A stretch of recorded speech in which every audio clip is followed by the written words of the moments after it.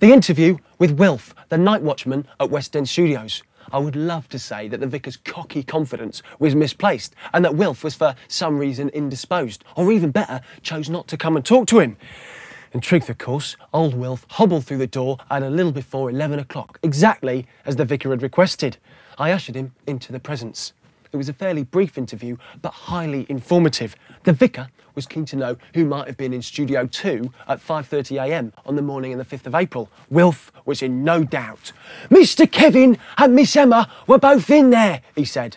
"I remember as how Mr. Kevin came out at about 11 o'clock and went to find Miss Emma in Studio 1. They then both went into Studio 2, isn't it, and worked through the night.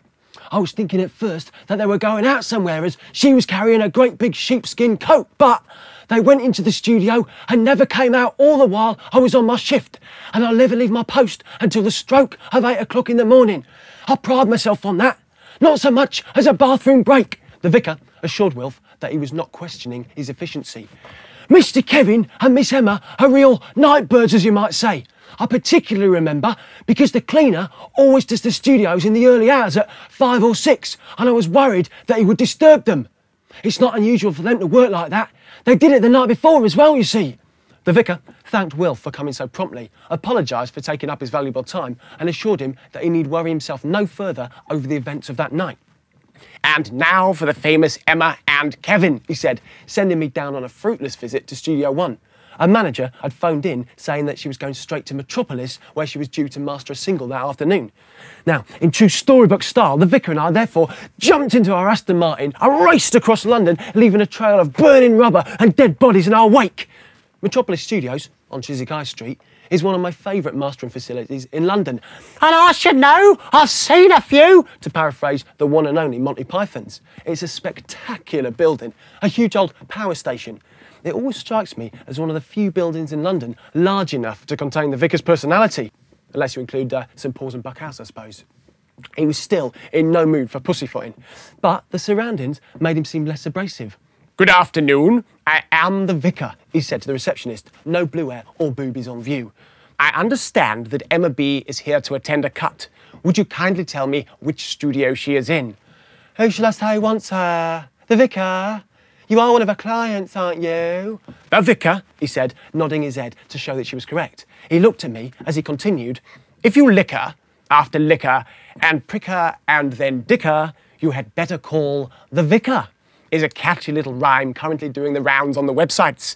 I cannot think where it originated." My heart sank. It was as I feared. Visions of my P45, my pink slip, floated before my eyes. I'd put that catchy little rhyme on the bottom of an email to a friend who had then helpfully posted it on the guest book of a fan site. The vicar was grinning from ear to ear, revelling in my discomfort. "I understand that Emma B's cut is not until 1 o'clock, he said, turning back to the receptionist. "And so I had hoped to speak with her beforehand. Do you know if she is here yet?"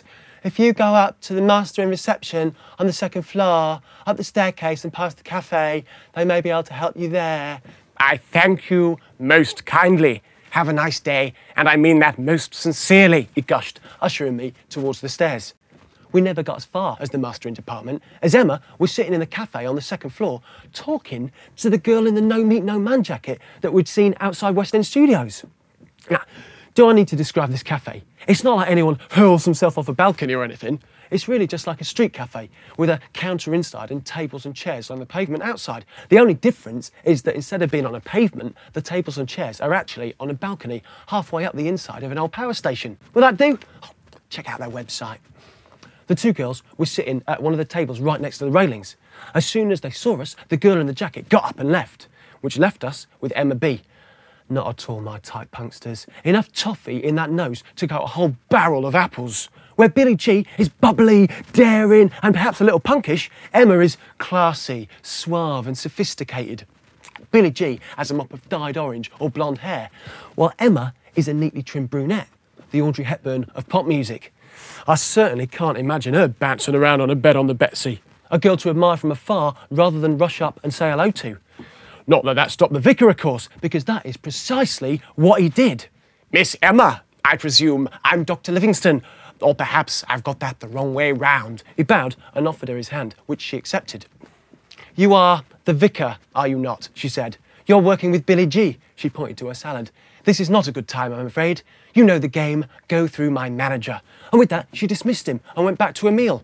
Oh dear, my fame precedes me, the vicar continued, ignoring her comments completely.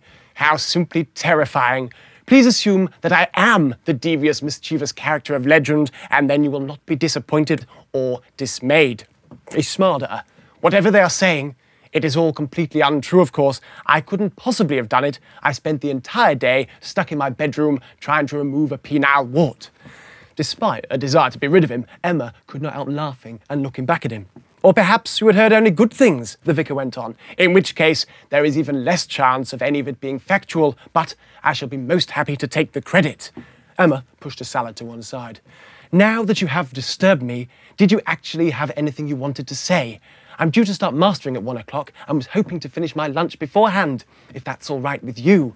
I must confess that my young, extremely handsome sidekick and I have ventured all this way with the express purpose of grabbing a few minutes of your precious time. May I? He motioned towards the chair. Or would you really rather that I called your manager? I do hate to impose on an artist in this way. He'd succeeded in buttering her biscuits. She nodded her approval and he sat down on the table with her. There were no other chairs at the table, so his handsome sidekick was left standing around like a spare part. I would like to discuss last Friday night. Would I be right in thinking that you worked through the night in Studio 2?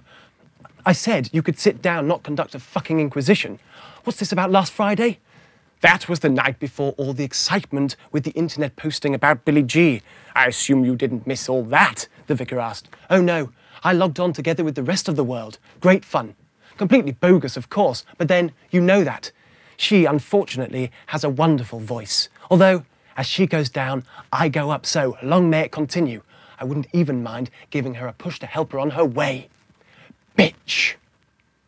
That boy's not cool. He's got ears the size of a deer face, broken nose and a twisted face, with a voice that... Her nose and chin was slightly hooked together like a witch in a storybook, and she'd been doing her research. The conversation was barely 20 seconds old before she told the vicar, "Do you know who's the managing director of Gaydon and Broom's publishing company? Richard Bloody Bremo, that's who. Billy G and Emma B's manager. Coincidence? Coincidence my ass.